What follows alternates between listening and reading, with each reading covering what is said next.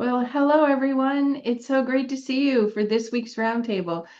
At Alive Design, we're celebrating our 50th roundtable episode. Yay! Yay! Here, Yes. we'll do a little heart react right here. Yay! Yay! We're celebrating. Nice. Nice. I like it. 50th episode. Okay, so it's wonderful to see everybody here. We encourage you to join our community that's free online, alivedesign.org. Lots of information in our show notes below, but let's go ahead and kick this off and get started. So,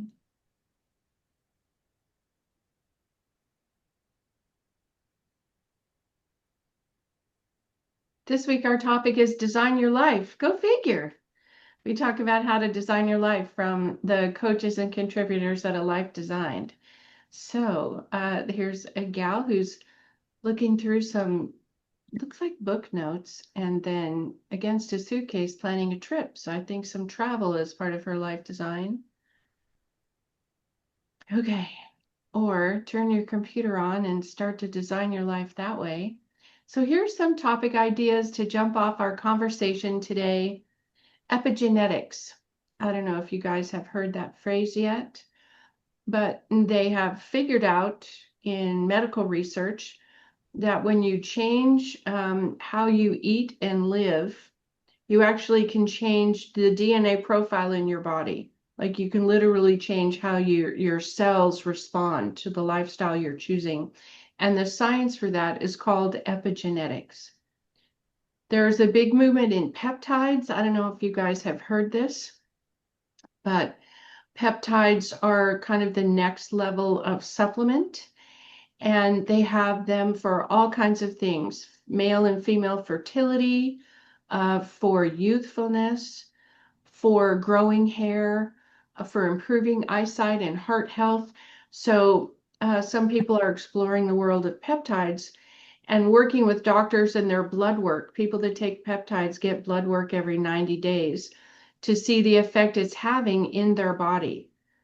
Energy work, which is some of the work we do at A Life Designed. So whether it's the Sedona method or thework.com or tapping and EFT, some people will go to Reiki practitioners.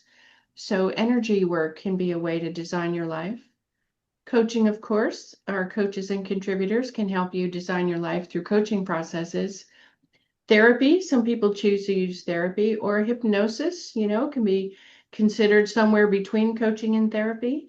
We use alchemical hypnosis with Jonathan or BQH hypnosis. Travel will help you redesign your life. You'll learn how foreign cultures see you and how you see parts of the world that maybe you aren't familiar with. It broaden your horizons. And then finally, faith.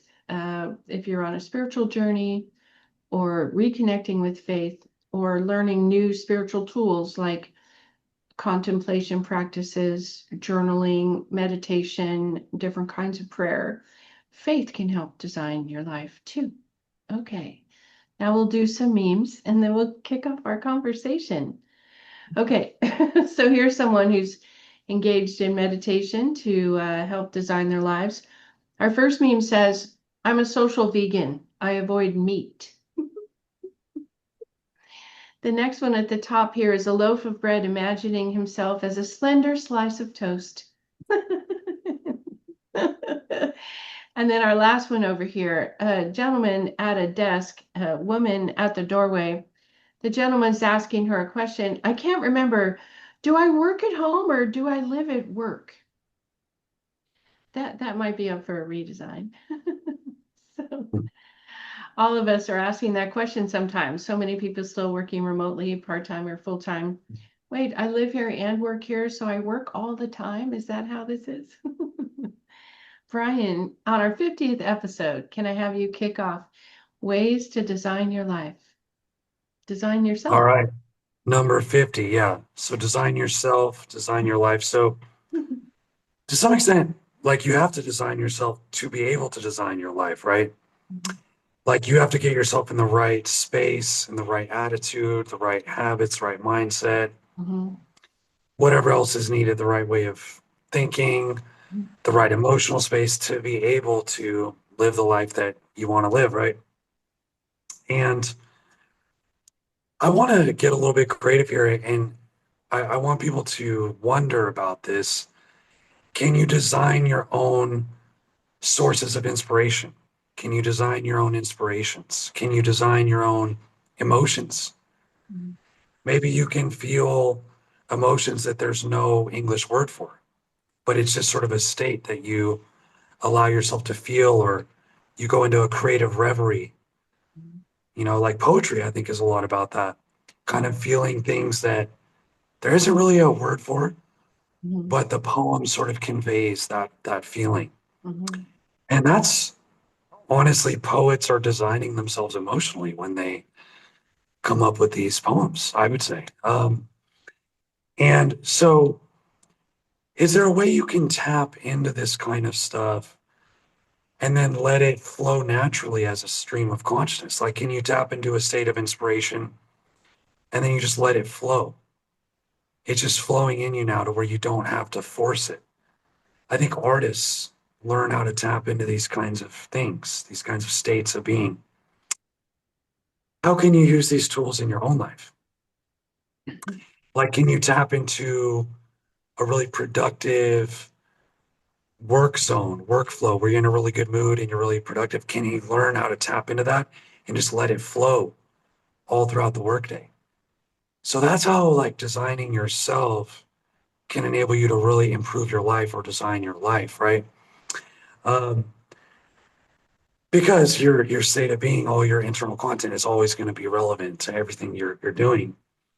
Um, can you design your own form of patience, your own form of peace, your own form of charm Mhm. or social skills? Can you create something that appeals to you in those areas and then kind of let it flow? And you can see all the possibilities that can, you know, come out of this as people do this kind of process. And I think it's good too to think about like, what type of thinker do you want to be? Do you want to be a social thinker? Like, meaning, do you want to think of ways you can always bring the group together and help people get along? That's more of like a social thinker. Or do you want to be the person that's more of a problem solver, where you come up with the solutions that your office needs, or your group needs, or your family needs, or you need in your life? Or can you do a combination of both? Or do you want to be like a deep diving thinker, or someone who goes deep in meditation, or deep in prayer, or deep thinking, getting to new insights? Or you want to be a more creative thinker, more artistic? Like, I think it's good for people to take some time to think about, how do they want to design themselves in these ways? How do they want to expand into these things? And that opens up a lot of possibilities for people in their lives to do that. So another approach to this would be to say, instead of trying to design yourself, what if it's more about remembering your deeper self, Mhm. or your authentic self, or your true self, and kind of kicking the dust off that and rediscovering that? That's another approach. You can also do both, but that's another way to look at this. Like, maybe it's just about, some people do the exercise of like, who were you when you were a kid? And sometimes thinking about that taps you into like your real passion or your real authenticity, because you were much less censored when you were a child. So sometimes that is a doorway into finding, a more authentic version of yourself, or a deeper version of yourself. And yeah, I mean, on some level, I think for some people it takes courage to do this. I mean, I don't actually think it really has to necessarily take courage, although I think a lot of people would see it that way. I think you can just have fun with the process and just enjoy it and kind of just wing it and just go with it and have fun, enjoy the adventure, enjoy the ride of life. But, if it takes courage, I still think it's good to do it. And I would also say there's techniques for this, there's processes for this, there's coaching for this, that you could get from some of us here. And for similar types of things, there's also ways sort of no technique of doing this. So let me talk about this. I've done things like this before. So sometimes I'll just say like, you know what? I'm gonna go on a walk, and by the time I get back, I'm gonna be a better version of myself. I just decide that. That's just my intent. And I say, let's walk. And I just start walking and I just let something happen. I just go with it. I just walk and I just see where it takes me. And I will feel different by the time I get back. Mhm. Something did change. So that's not a formal, like official, rigorous technique. You're kind of just letting your intention express and you just go with it and something will come out of it, you know? So that's something people can try. And I will say this one technique that helped me with this is I did an alchemical hypnosis session in India with Jonathan. That's Woohoo! right.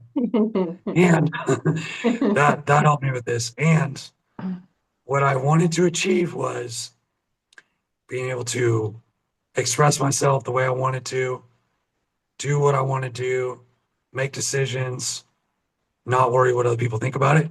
And as you can see, it is working.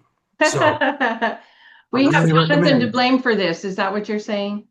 I highly recommend Jonathan's hypnosis technique. Wonderful. No, that's Yes. so great. Well, I think part of designing yourself includes things you add and things you subtract. What have you Mhm. been doing a long time that it's time to let go of? And for some of us, we have to come up to the brink where we just can't take it anymore, and then we're ready to let go of the thing. I'm Mhm. so done with this. I'm finally ready to pivot or try something new. And other times, things are ordered enough in your life that you're at a point where you could take a risk and try something new. But before then, you were dampening down the chaos and you just couldn't add another thing to your plate. So I love the idea of kind of designing moment by moment with things like reading poetry. Some people will watch a movie that they love that brings up emotions. Sort of famously, sometimes women who need a good cry, they put on the movie they always cry to, and they get that emotional release that they need over some sort of tension bubble that they need to pop, and they cry with their favorite movie that always makes them cry. But I also know that there's a playlist for people that work out or playlists for people that go on a run. There's a beat that they use for the rowing teams, and they want those oars hitting that beat. So sometimes music or a playlist can pump you up, or put you in a party mood or calm you down. Sometimes people put lo-fi music in their headphones because they need a work zone that's really tight and they need to increase their focus. And some lo-fi music. And then there are people that meditate with binaural beats. I'm not sure I have that word right, but they go left ear, right ear, left ear, right ear, and you can't really tell, but it kind of operates both the left brain and the right brain, which does concentrate your focus and your attention. So then there's also a time where laughter and humor, I think, is helpful. So I know sometimes I visit a friend and we watch a movie on TV, and she'll say, "What do you want to watch?" And I'll say, "Something funny." I want to laugh. So put on something funny. And where humor or laughter is part of the design of your evening, or what you want to do. So I think we have more everyday choices than maybe we realize in terms of how we're feeling, how we're going through our day. Dean, would you like to go next? Do you have thoughts on designing yourself? Yeah, I'd like to, I think, start Can by you talk. can you turn up your volume a little bit? I don't think so. Hold on just a moment. I'll turn up the volume here too. Okay, is that any better? That's much better. Thank you. Okay, great. Well, I thought I would start by talking about um the limitations of self-design, right? Okay. Because sometimes when we talk about these topics, we act as if a human being can create himself, and it's just not that's not how it works, right? We're born with all kinds of limitations.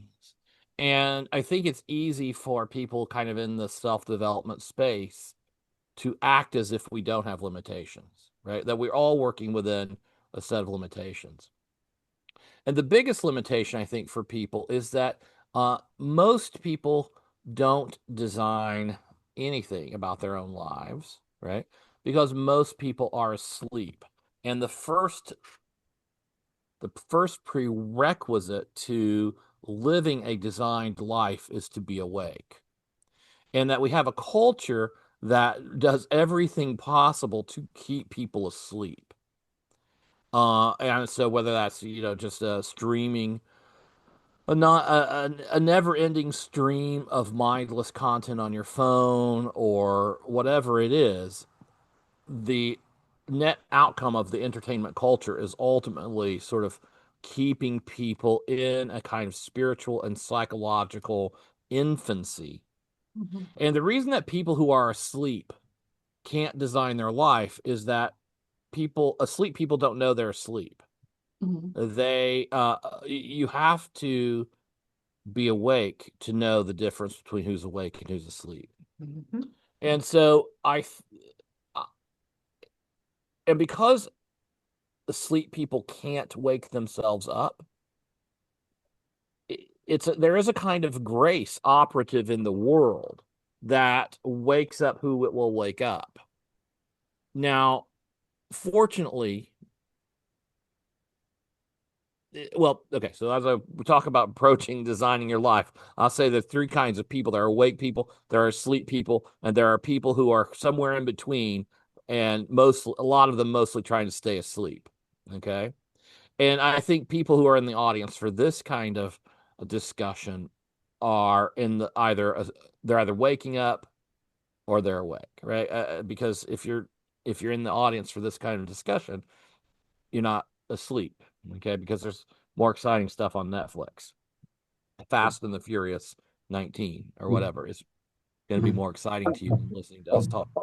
Um, and so if you begin that process of waking up, what I think you're waking up to, well, among other things, is your own ability as a sort of spiritual being to create a life that reflects your inner person that Brian was talking about, this sort of ideal self or the true self. You find that you have the ability to mold your circumstances in a way that reflects that deeper self that you can intuit. And fundamentally, what that means, I think, is living with awareness and intentionality. And so to design oneself to the degree that you can means, first of all, honoring desire, right? You have to honor that you know what you want. You have to be willing to admit what you want. You have to be willing to stop dismissing your desire and to begin taking that seriously, and then to map out with intention some program or process by which that desire might be fulfilled. And as soon as you do that, of course, that creates a kind of social condition for you where you're now among the awake people, right? Because you're going to live differently. You're going to live a life that is directed by your spiritual capacity, which is awake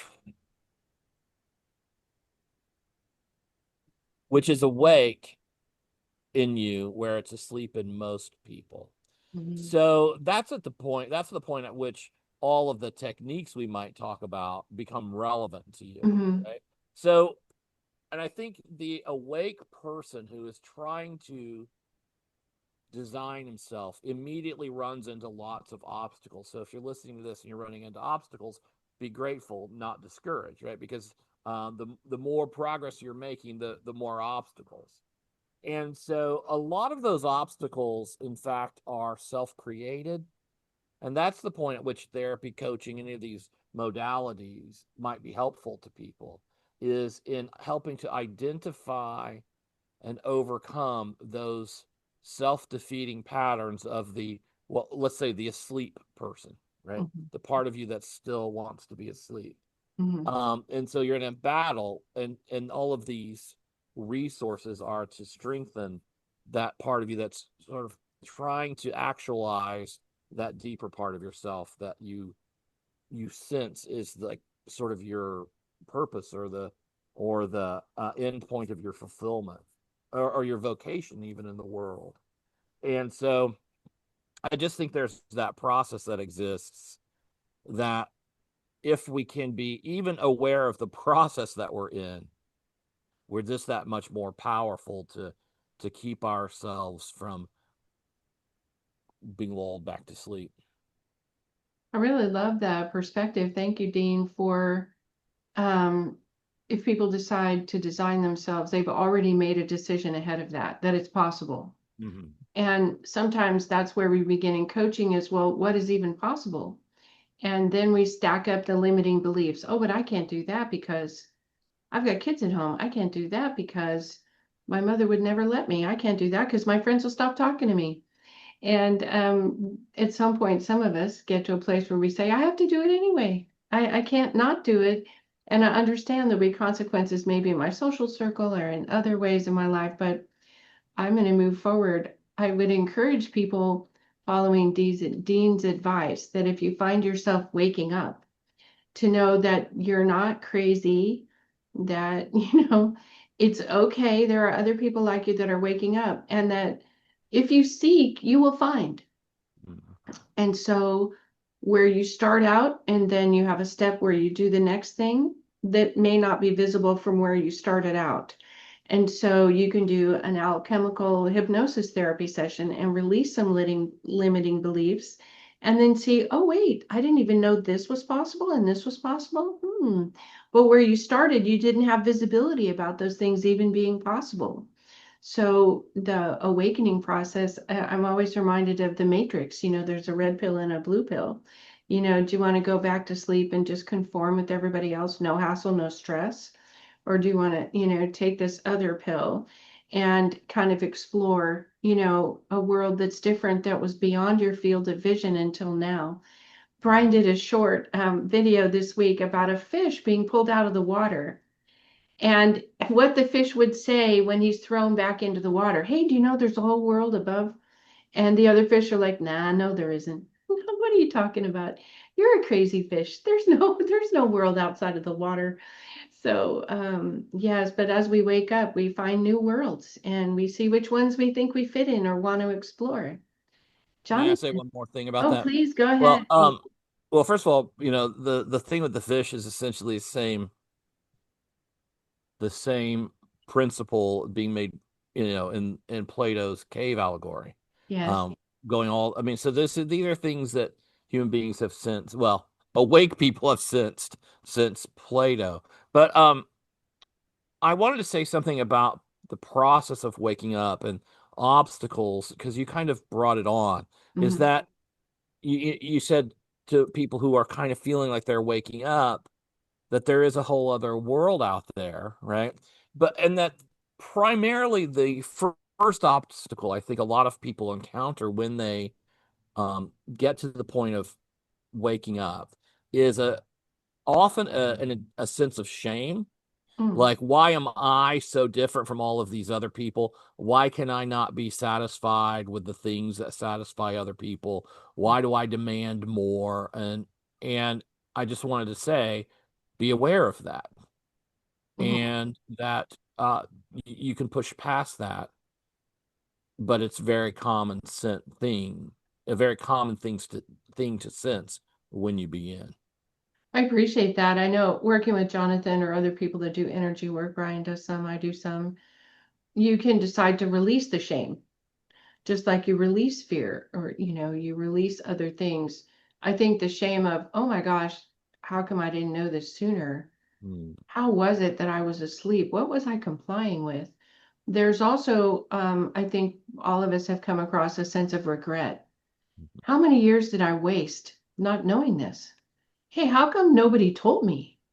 And Maya Angelou has a great one-liner that she wrote in a book that people have been quoting for 30 years.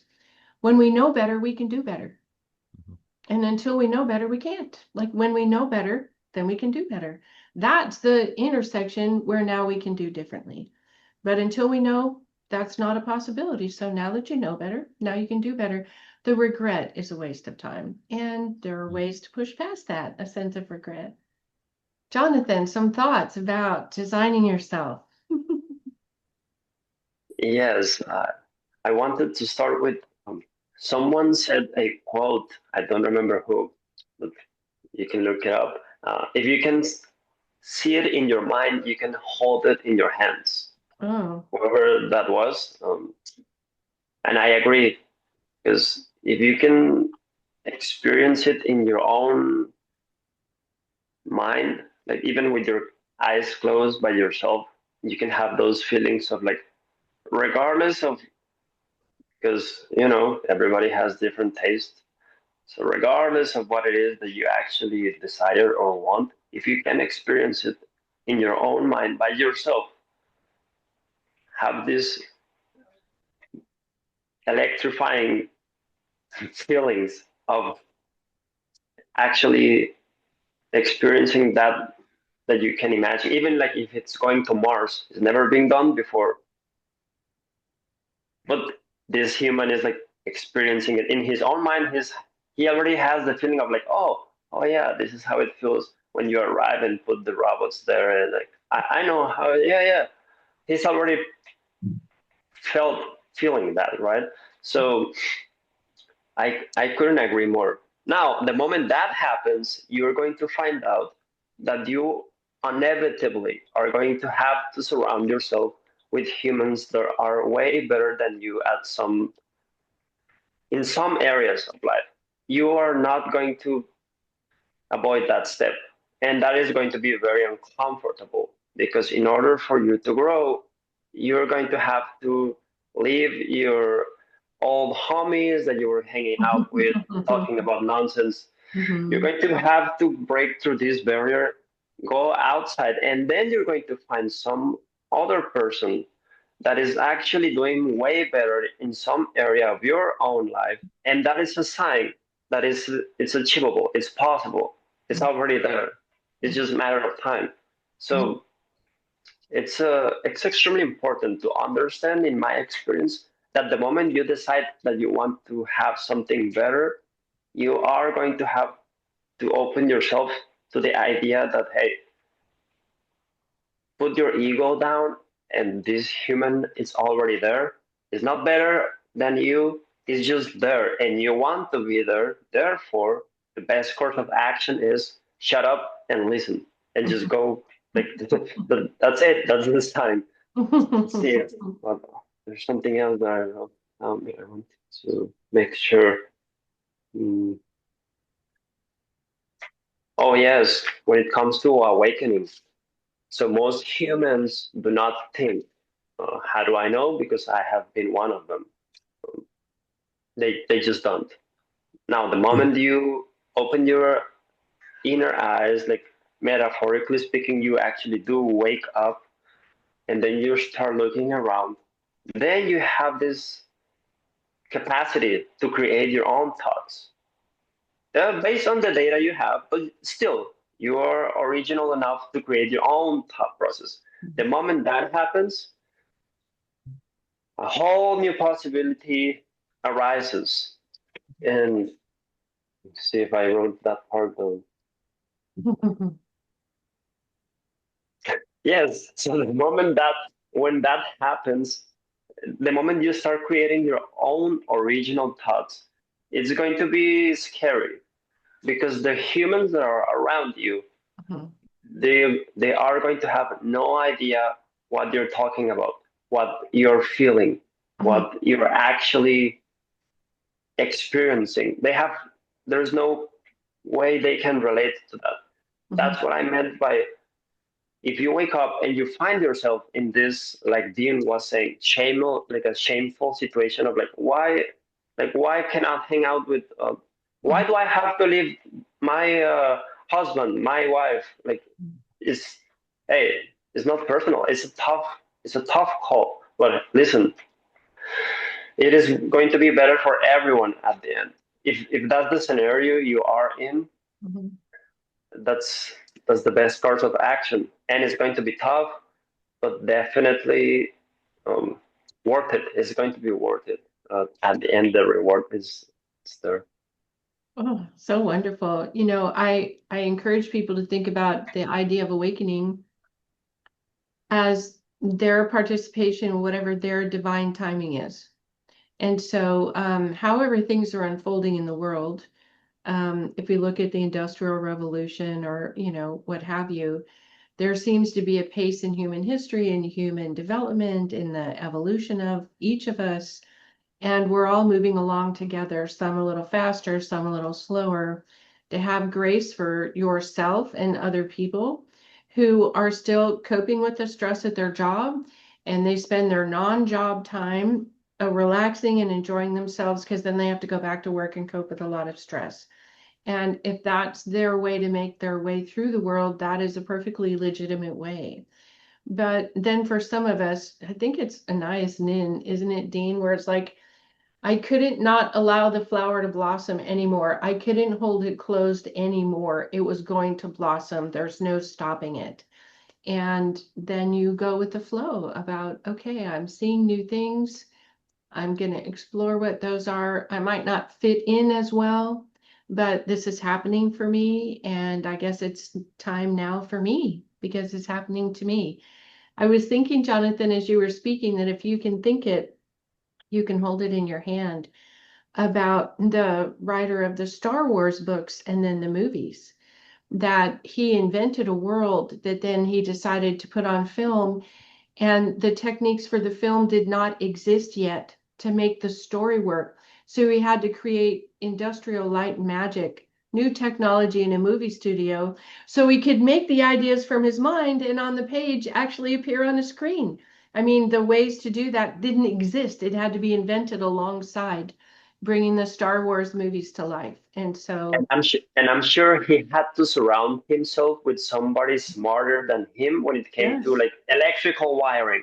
of This one, course, who's the best? Who's film the best one lights, at electrical wiring? Hired.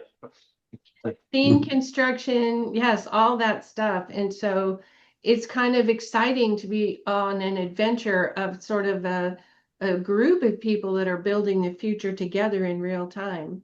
And so if you find yourself in a vibration separation situation where you seem to be vibing over here, but all your friends are vibing over there, give yourself some grace and know that things are going to work out fine.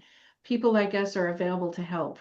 So if you find it yourself saying, I'm not sure what to do or which way to turn, Angela, our COO, who sometimes joins us on these roundtables, was working with a client this week who is a marketing copywriter and has decided that in the AI revolution, he needs to pivot some of what he does professionally. So he was drawing from other areas that he's good at, things that other people are not as good. It comes easy to him and it's harder for other people. How can he weave his background, including the marketing and copywriting, into other ways to work in the world? And many of us are facing changes like that. So he's redesigning his career in response to the AI revolution that's kind of changing the nature of some of the jobs that people are doing. So whether you choose to have it happen or it's chosen you, there are ways to sort of peacefully and with support cooperate with the changes that are happening. And you can feel fulfilled and excited and move aside the limiting beliefs in your growth. And we'd love to help you. So Brian, do you have any final thoughts and how do people get a hold of you? Yeah. So you were talking about limiting beliefs and limiting thoughts, and excuse me. And I think the only way you know your limitations is by trying to push beyond them. Hmm. Like otherwise, you're just assuming what your limitations are. How do you know? Mhm. Like the only way you actually know is by trying to go as far as you can possibly go. And then you know how far you can go. That's the only way you know. Um, so yeah, and just talking about like Star Wars, you bring that up. I think I remember reading something that said George Lucas actually was like super nervous and like embarrassed right before the first screening. Yes. And he just immediately felt this like horror and like worry, like no one's gonna get it. They're just gonna think I'm crazy. Like there are no ships in space. Like people aren't gonna get it. Like what? Mhm. It's just gonna flop. They're all gonna say I was a horrible filmmaker. Like he had that moment, and then it was released. Everybody loved it. Mhm. Like absolute instant classic. Mhm. So many more films came out. So many things came out. Merchandise for decades. So that's the thing. What if George Lucas would have listened to all those limiting beliefs, right? Mhm. Then we Mhm. wouldn't have Star Wars. And Mhm. it doesn't mean that everyone who tries to push past their limits is going to be some huge success. Mhm. But I think it's such a rewarding process. And it's so worthwhile to do that. And you'll get so much personal growth out of it Mhm. that you absolutely should, I think. Mhm. Mhm. And really, if you're living the way you want to live, that is its own reward. Mhm. I mean, it's teleological. That is its own reward. Mhm. Like, you don't necessarily need some big, Mhm. payday, some huge Mhm. critical acclaim. The critics love you in their reviews at the end. That's great. But if you really are living the way you want to live, you're already paid. Like, you're Mhm. paid in quality of life Mhm. because this is who you want to be and this is what you want to do Mhm. with the hours in your day. So Mhm. you're instantly paid in that way. So, um, yeah, and I mean, I think, Jonathan, you're talking about surrounding yourself with smarter people or people who have talents that you don't have. I mean, really, the most successful people in the world do a lot of delegating, Mhm. which means they're always looking for people who have talents that they don't have. And they're, paying them to do work in those areas to help, facilitate a bigger project. So that's a huge part of it. I think it's also great to surround yourself with the best people you can.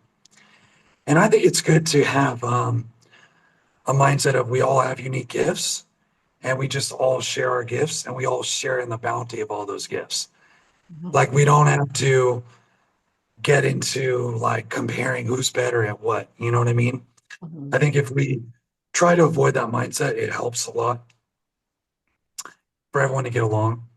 But the other thing I want to talk about is we've talked about designing yourself and designing your life. Another thing we could get into is, Jonathan, you mentioned Mars. We could get into designing a world, Mhm. like world design. And I think it's very good for humans to start imagining a better world and talking about what that could be like and how we could get there and Mhm. how we can help each other get there and how we can work together to get there and what could new economic systems be like, what could a new culture be like, what could new social interactions be like, and just imagining this, going exactly to what Jonathan was saying. If you can see it in your mind, you can hold it in your hand. So if humans start to do this Mhm. on a more wide scale, I do think we are moving closer to a better world. I Mhm. think it will eventually get into the collective consciousness enough that it will actually start to manifest in physical reality. That's my opinion on that. And so yeah, that's what I would say. But I would just encourage people in general to try everything. I mean, explore, enjoy life, try everything to make yourself better, make your life better, make the world better. And I think just in general, if people start doing these things, a lot more of this will come out into the collective, into the world, into the public. And that's something that I want to be doing here at A Life Design with conversations like this with all of you. So, yeah. And so you can reach me at alifedesign.org. or my Instagram is called Special K Coaching. Wonderful. Well, I know, Brian, you have fans in Singapore and in Vietnam and in I India who watch us. I have And at least one. I have at least one yeah. in Singapore. So if you're watching from somewhere in the world and you're enjoying our conversation, leave a comment below. We'd love to hear from you. And thank you for that. Dean, any final thoughts and how do we get a hold of you? Well, I spoke earlier about desire and about sort of sleepness and awakeness. And what I wanted to touch on something before we finished up that I brought up a few weeks ago, and that is pain and suffering, right? And that the reason that I think a lot of asleep people are subconsciously or unconsciously motivated to stay asleep is that the waking up process hurts. And you mentioned that a little bit when you're talking about regret, etc. But I think when people experience pain, part of the part of what being more fully awake and aware does for you is it allows you to sort of get a different perspective on what it means for you to be hurting and what pain means. So the default, so people live by default or they live by design. And when you're living by default, pain is like this thing to be avoided. But when you are more awake and you're trying to live by design, at that point, your pain and your suffering become signposts. So just like I said, you have to honor and be aware of your desire. You also have to be aware of your suffering and to say, well, what is bringing this about? And what is that telling me I need to do or to stop doing? And so when you want to live by design, it is a painful process to wake up, but the pain that you experience is mitigated because you now understand what it is, right? And you can move toward accepting it in an easier way than you can when you're just avoiding it, right? So you start to like have a dialogue with the parts of your life and your mind and yourself that hurt until you can sort of bring all of that into an alignment where the pain is greatly reduced. And so I suppose in the end that this is the part of the motivation to live by design at all is to live a life where there's less psychological and spiritual pain and where pain is understood to be a wake-up call. So I'm just trying to think about like people who are listening, what things might they be encountering? And I think shame, pain, and desire are probably real basic to what people encounter when they start wanting to live more consciously. People can find me at deanabbott.com, at lifedesign.org, or on Twitter at deanabbott. Wonderful. Thank you so much. And I know you have clients around the world as well. If you're watching, we encourage your comments below. So I also wanted to mention that our roundtable discussions are now uploaded on YouTube Music. So 49 roundtable discussions, and next week, the 50th one, this one, will appear there too. So if you like to listen to podcasts, we're there for you. Jonathan, some final thoughts, and how do people get a hold of you? Yes, actually, it's a great reminder what Dean was saying about waking up to reality as a human. It is kind of like the process of being born and then being spanked by this maniac that is just there for spanking baby purposes, which I do not agree. If you have a baby, you should not be in a hospital, but that's another topic for another day. Um, yeah, once you wake up, it is actually painful. That is true. Uh, I I don't think it has to be suffering involved, but painful, yes. There's no avoiding the pain. So it is true. You're going to have some tough times, but that's again, if you go past through it, which I think faith. That's when faith comes into play, and faith has to be developed. So you are also you can find faith. That's why Now that I think about it, that's why so many religions exist in the world, so many things that at the end of the day, they want to communicate the idea of like, if you just focus on what you really, really desire and then forget everything else, you're going to get it. And then you're going to have to go through pain to achieve it. So if you are experiencing pain, which is more likely you are actually going to have to go through a fair amount of pain, because that is the only way in the physical world that you can grow through pain. There's no, if somebody else knows a different option, let me know. I'm here. But the way I see it, the only way to grow is through, it's a painful process. Your teeth grow, it's painful. They fall off, it's painful. Like everything is painful. It doesn't have to be suffering, but if you are experiencing some level of pain that is more than you can handle, that's when human help can be there for you. And that's why we are here.